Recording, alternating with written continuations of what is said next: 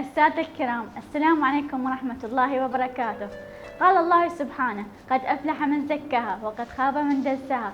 وذلك يعني أنه قد فاز ونجا من طهى نفسه بالإيمان والطاعة فصار زاكيا طاهرا بنعيم الجنة، وقد خاب من دساها أي وقد خسر من دس نفسه أي أهملها في الكفر والمعاصي. ولذلك فأفضل ما يشغل الإنسان نفسه هو تزكية هذه النفس الأمارة بالسوء.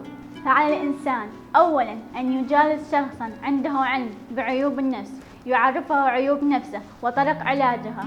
ثانياً أن يطلب صديقاً أميناً ناصحاً ينبه على المكروه من أخلاقه وأفعاله.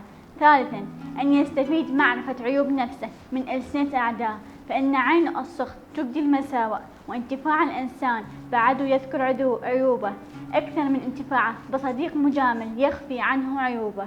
رابعاً أن يخاطب الناس، فكل ما يراه مذموما فيما بينهم يجتنبه، وصلاح الشخص لنفسه يكون على مراحل أربعة، وهي: الأول إصلاح القلب، فالقلب بصلاح يصلح الجسد كله، كما قال رسول الله صلى الله عليه وآله وسلم: ألا وإن في الجسد مضغة إذا صلح الجسد كله، وإذا فسدت فسد الجسد كله، ألا وهي القلب. الثاني إصلاح السلوك، فلا بد من صلاح سلوك الفرد، وإذا اهتم الإسلام بتهذيب سلوك المسلم فهو عنوان التزامه وتدينه. قال الله تعالى: وأما من خاف مقام ربه ونهى النفس عن الهوى فإن الجنة هي المأوى. الثالث أعداد الجوارح للسلوك الصالح، كما أن صلاح القلب والسلوك يؤثر بلا شك على جوارح الإنسان، لذا ينبغي لهذه الجوارح أن تعد أعدادا جيدا للالتزام بصلاح القلب والسلوك.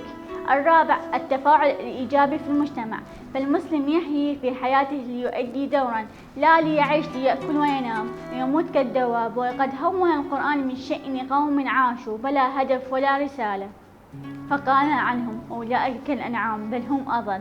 فالمسلم يحيا لأداء رسالة في مجتمعه، وقد تحدث القرآن الكريم عن هذه الرسالة فقال: وافعلوا الخير لعلكم تفلحون. فكن صريحا مع نفسك محبا نجاتها مريدا مصلحتها، ولا تنشغل بغيرها إلا فيما أوجبه الله عليك لا فيما حرمه الله عليك.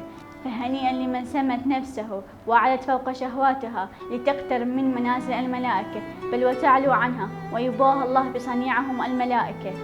وأخيرا ارفع يديك لمولاك وتضرع إلى ربك بقلب خاشع وطرف دامع وجبهة ساجدة مع قصد وتوجه وتحرق وتشوق، وتعلق بالذي لا يخيب مؤمله ولا يرد سائله أن يمن عليك بلذة العبادات ويملأ بها قلبك ونفسك وروحك، فهو الذي يجيب المضطر إذا دعاه. دمتم وسلمتم وطبتم بالخير.